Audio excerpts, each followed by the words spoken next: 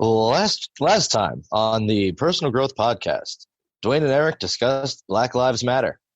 This week, we're back on Zoom with Corrine. She's a mother, a wellness coach, and a writer. This is the Personal Growth Podcast. Thank you, announcer. Thank you, announcer. And Corrine, Hello. I am so excited to have you on. You were like in the middle of saying some really powerful shit, and I wanted to just cut you off and get right into the podcast. Okay. So, you were talking about some of the codependency stuff. Do you remember where you were going with that thought? Yeah. Let's just jump into it. Okay.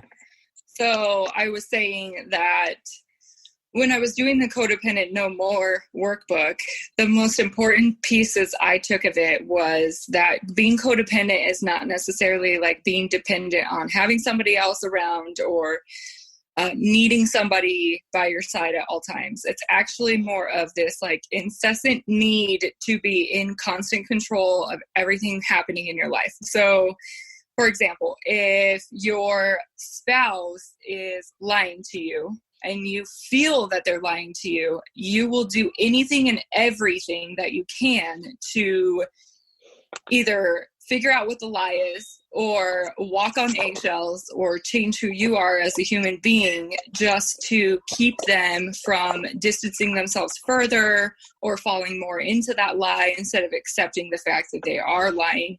Just anything you can to keep the ball in your court, if that makes sense. If they're mistreating you, then you will find any way to change yourself because it must be your fault. And if you change yourself, then you have control and you can change the way they treat you. Or so you think as a codependent that you can do that.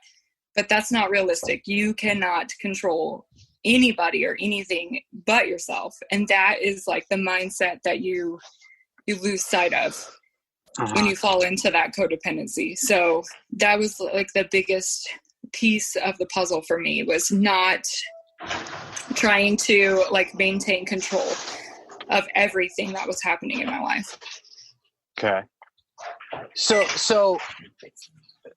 since you've worked through some of the codependency workbook stuff, would you say that what you just described was something more personal to you, or a general blanket statement for people who deal with codependency? It's definitely general. I think, some examples of even in friendships would be if you're the friend that constantly puts yourself out there, but nobody's reciprocating that. But you are okay, I don't want to let this friendship go. So the only way for me to maintain control and hold on to that friendship is to continue to put myself out there all the time. Right. Even if they don't put themselves out there back.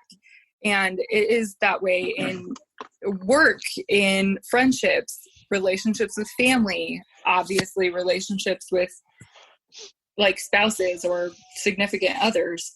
If you, you kind of go into this downward spiral of what can I do to hold on to this? Because I don't want that person to make the decision to not be a part of my life. Right. Okay. Are you familiar with have you ever heard of CODA? No. The group? Yes. Yeah.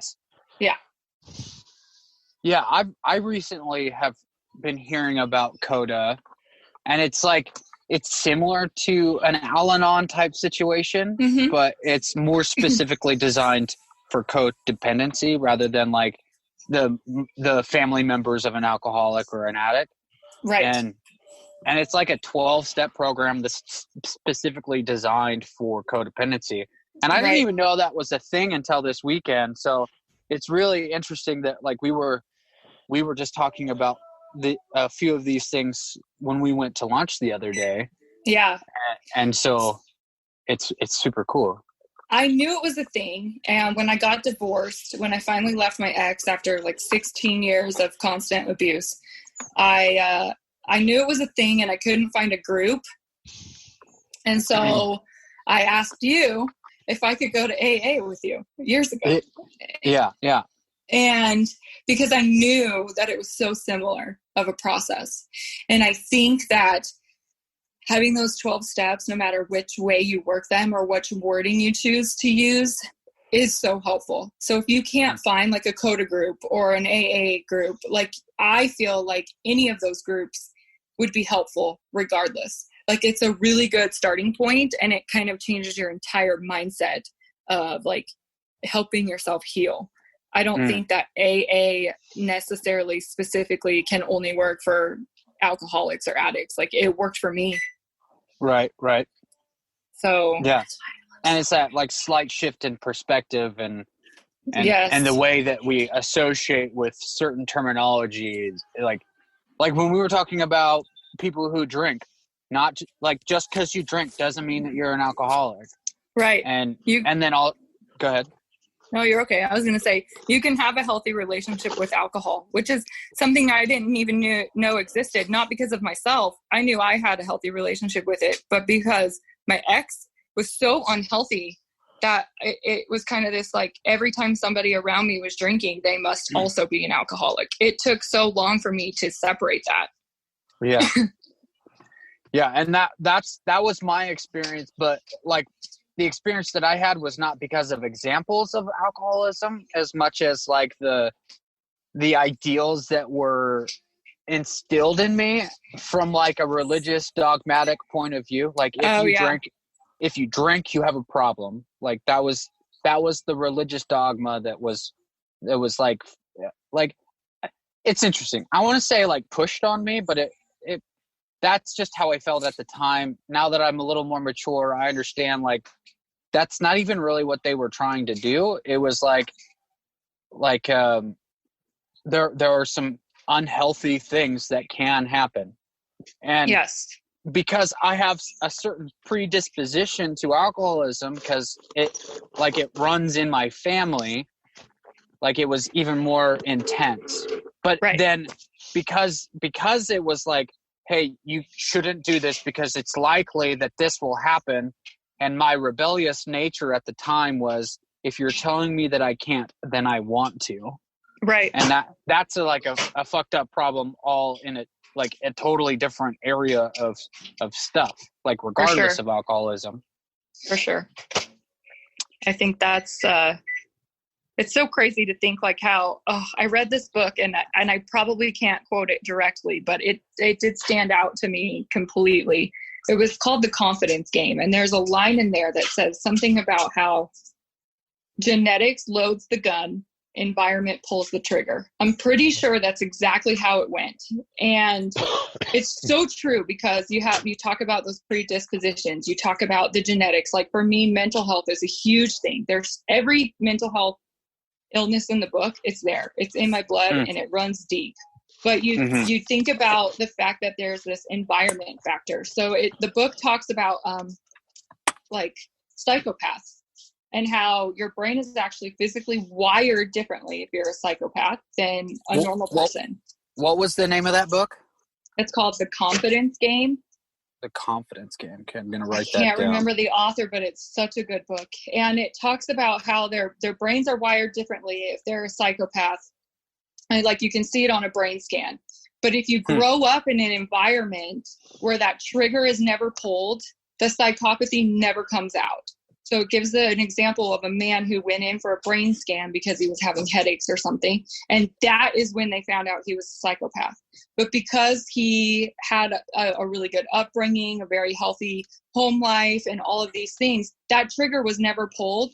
So he never actually suffered from the mental health part of it. And it's so fascinating because you're like, okay, well, you have all these predispositions, but if the trigger's never pulled, you would never. That's why some people end up with drug addictions and some people don't, or some people end up addicts and some people don't, alcoholics. It's the same thing.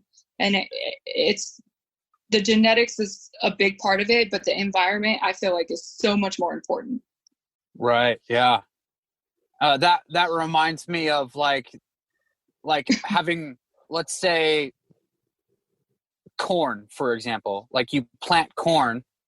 If you plant corn in soil that is not nutrient rich that will supply corn with the nutrients that it needs, that corn will not grow. Right. Or if it, like how large fields, they'll go through a certain amount of times with one crop and then they'll switch it to the next crop.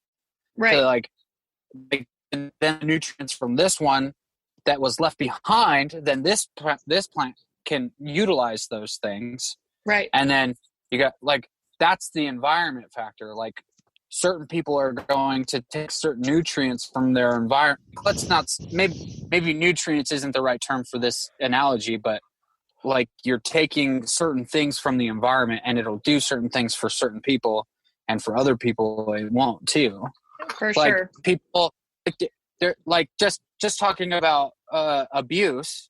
Like some people were heavily abused and deal with a lot of trauma, and they end up doing really amazing things and working through that and healing. Right. And then there's people who go through a very similar situation, and then they're the ones that become heroin addicts and Right. overdose and die, never had the chance to heal.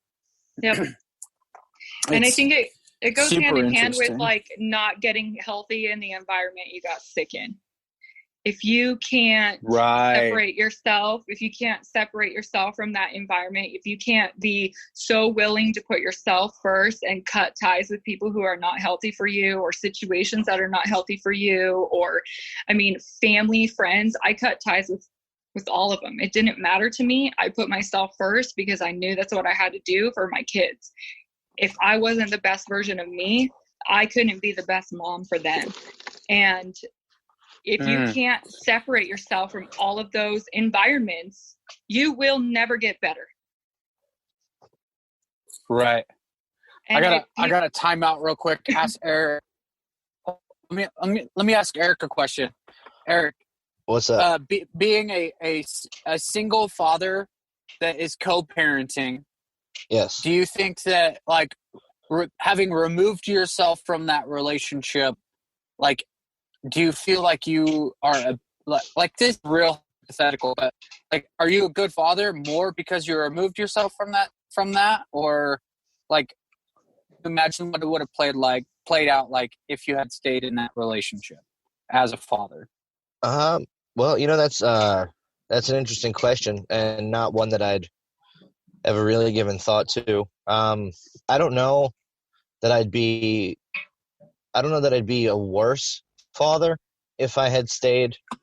I know that the both of us would have been unhappy, and that's probably that's not a good environment for a child to be in. But I've always, since the day he was born, I've always made the effort to be the best version of myself that I could be for him. So even if I feel like I'd be the same father in either situation, just because my thinking has always been, he didn't ask to be born.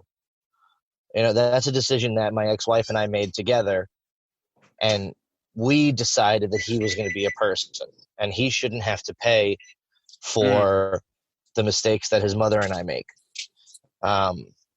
So yeah, I don't know. I mean, obviously, I'm not in that situation, so I don't know for sure, but I feel like I've always put him first. So I don't know that I would have been any different. I know I'd probably be a lot unhappier.